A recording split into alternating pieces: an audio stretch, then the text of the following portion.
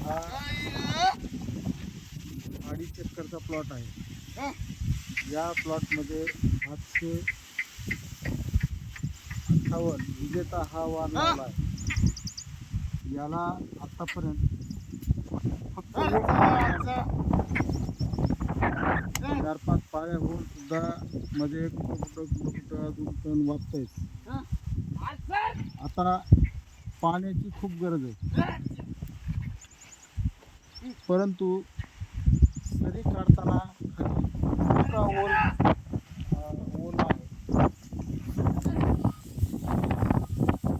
म्हणून पाणी देणं 2-3 दिवस पावसाची वाट बघून नंतर पाणी देण्याचा विचार आहे.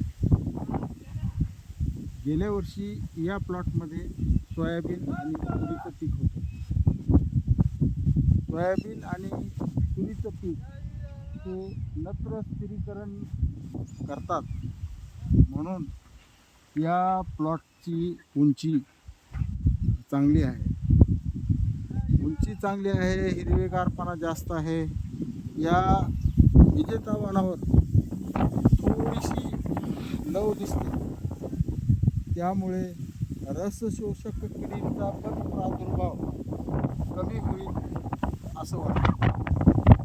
आता साधारण 35 आसपास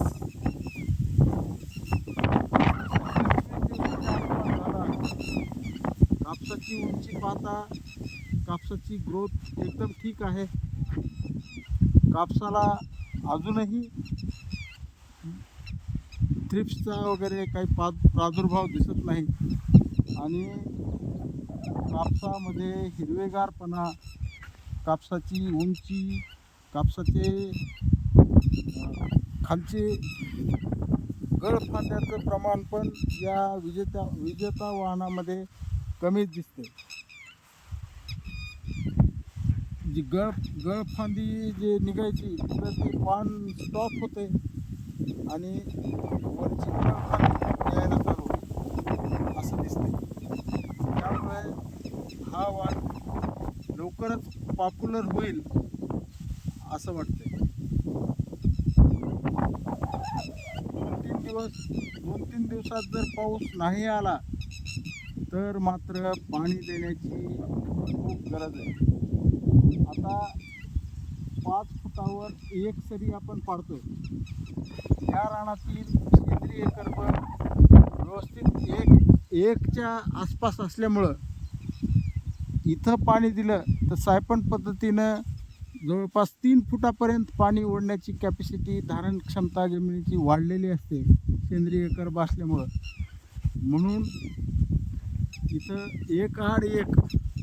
10 फुटावर एक सरी भिजवणार आहे. पाऊस नाही पडला तर, पाऊस पडला तर नाही. एकंदरीत प्लॉटचं रूप पाहून मन समाधान झालं. परंतु गेल्या वर्षी सोयाबीनमध्ये काटे करवेल भरपूर प्रमाणात होतं. मला ते खुरपणं झालं नाही. नंतर तुरीच्या वेळेस कापून घेतलं तेव्हा त्याचं बी पडलं. आता अशी परिस्थिती आहे, 5-6 पाळ्या होऊन सुद्धा काटे करवेल अजून पण वापते आणि हे तर नक्कीच त्रासदायक ठरणार आहे. एखादी खुरपणी जास्त करावी लागेल आणि खुरपणी जास्त केल्यामुळं खर्चाचं प्रमाण पण वाढेल. याला पहिला डोस दिला आपण 20-20-0